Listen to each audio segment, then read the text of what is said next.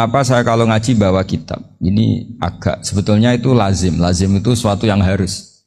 Tapi karena kelamaan mubalek itu tidak pakai kitab. Seakan-akan bawa kitab itu yang aneh. Sebenarnya aneh mereka. Karena begini logika simpelnya ya. Umat Nabi ini berhak dapat apa coba? Berhak dapat warisan yang paling luhur, paling hebat, paling jernih. Apa itu Quran dan hadis? Pertanyaannya, siapa yang paling punya hak otoritatif untuk menerangkan Quran hadis? Ulama.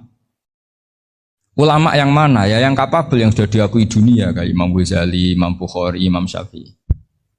Artinya kalau kita tidak pakai materi itu ulama mendapat pikiran kita, bukan mendapat pikiran mereka. Saya ulang lagi, kalau kita tidak pakai materi yang otentik, yang orisinil, umat ini mendapat pikiran kita, bukan pikiran mereka. Maka saya berusaha supaya teman-teman atau semua umat Islam dapat pikiran-pikirannya Imam Ghazali, pikiran-pikiran Imam Bukhari, pikiran-pikiran Abul Qasim Al-Junaidi, kejernian-kejernian Abu Yazid Al-Bustami. Kejernian itu diantaranya adalah misalnya makalah yang menurut saya itu makalah yang super. Jadi untuk ngadepi krisis karena COVID atau karena apalah. Itu lama dulu sederhana sekali. Beliau-beliau punya rumus yang mungkin jarang didengungkan orang, tapi saya akan kampanye rumus ini. Al-istighna, hakikatul istighna, itu adalah al-istighna anis syai' labihi. Jadi pemenuhan kebutuhan yang sebenarnya adalah kita berusaha menghindari sebanyak mungkin kebutuhan yang sekunder, yang enggak penting. Bukan memenuhi semua yang kita inginkan. Jadi misalnya begini ya, kalau kita lapar, itu keinginan kita itu makan enak apa asal makan? Tentu jawabannya asal makan yang sehat. Tapi kalau nuruti nafsu kita, makannya yang enak, teman makan ya enak. Terus di warung yang favorit.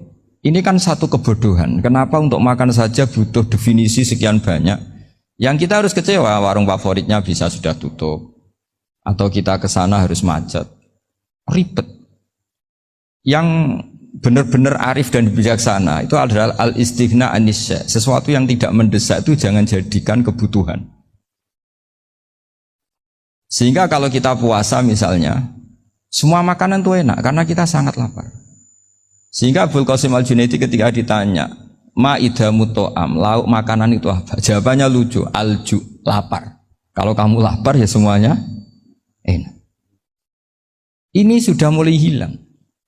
Kita bilang makan enak itu ya sate, ya gulai, ya pizza yang kita senang. Akhirnya apa? Untuk nikmati nikmatnya Allah itu kita jadi ribet. Apalagi yang orang-orang fasik harus ditemani perempuan yang tidak halal misalnya, atau harus ada ajudan, ribet.